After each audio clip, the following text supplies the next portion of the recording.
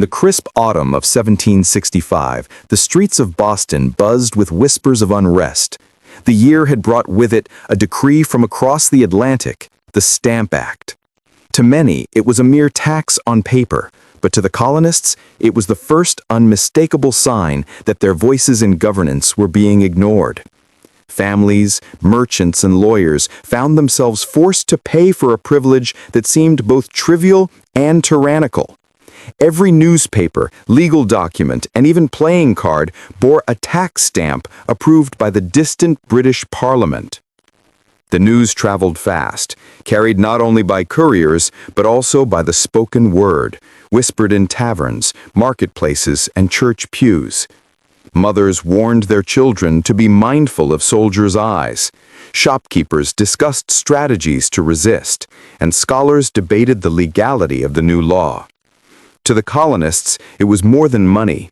It was a challenge to their dignity, a symbol that they were seen as subjects to be controlled, rather than citizens to be consulted. Among the crowd, a young printer named Samuel Adams moved with a purpose. Tall and unassuming, Adams was a man whose words carried the weight of conviction. He organized town meetings in hidden taverns where the air smelled of cider and candle smoke, convincing fellow colonists that unity was their only shield. No taxation without representation, he would proclaim.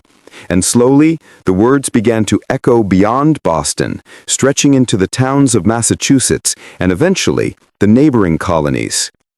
His speeches were not filled with threats or hatred, but with appeals to justice, fairness, and the natural rights of every human being. It was in these early days that ordinary Americans discovered the extraordinary power of community. Merchants in New York refused to sell British goods. Artisans in Philadelphia crafted pamphlets that circulated like wildfire. And families from New Jersey to Virginia spoke in hushed tones about self-government. Every letter sent across the colonies carried hope, defiance, and a subtle thread of fear. Could they truly challenge the most powerful empire in the world? And yet, in drawing rooms, public squares, and meeting halls, they began to answer that question for themselves. The tension reached a breaking point on a cold March evening in 1770. A confrontation outside the Custom House in Boston escalated when British soldiers, facing a hostile crowd, fired into the throng. The Boston Massacre, as it came to be known, left 5 colonists dead. But rather than quelling resistance, the tragedy fanned the flames of rebellion. Newspapers printed vivid accounts, often exaggerating the events, turning the fallen into martyrs for liberty.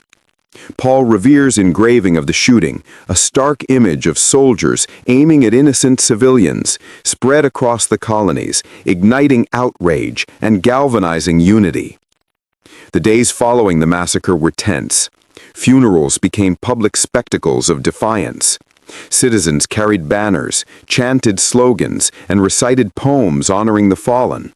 In Boston's narrow lanes, you could hear the sound of determined footsteps and whispered discussions about what to do next. The ordinary people who had once worried quietly in their homes now began to understand the importance of collective action. The seeds of rebellion, planted with small acts of resistance, were beginning to sprout into a movement that could not be ignored. Even as the colonists mourned, the British government persisted with its measures, particularly the Tea Act of 1773. This law allowed the East India Company to sell tea directly to the colonies, bypassing local merchants and undercutting American businesses. In the heart of Boston Harbor, a bold and dramatic act of defiance took place. Disguised as Mohawk Indians, members of the Sons of Liberty boarded British ships under the cover of night and tossed an entire shipment of tea into the cold waters. The Boston Tea Party became a symbol of courage and determination, a message to the British Crown that the colonists would not be easily subdued. The audacity of the Tea Party inspired similar acts in other ports, even if on a smaller scale.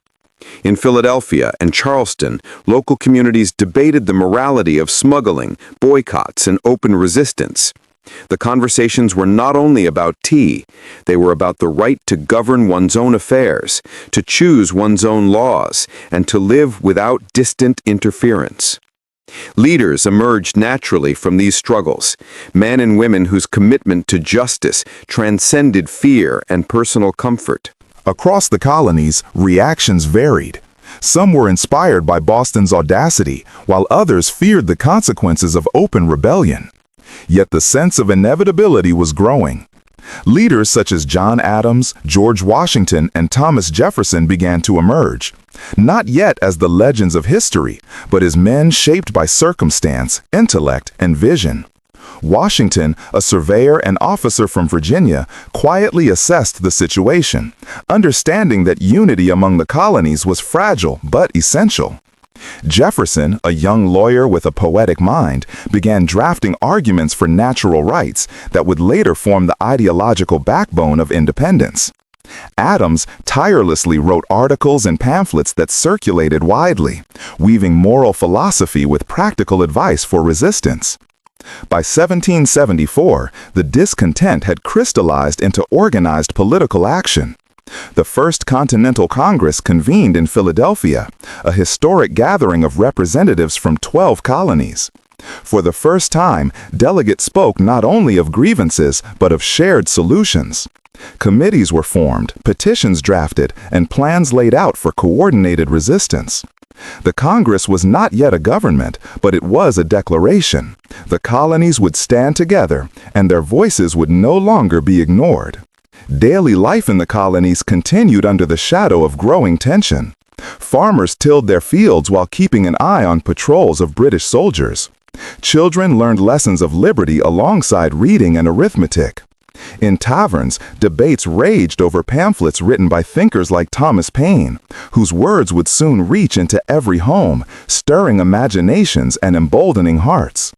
The people understood that change would not come easily.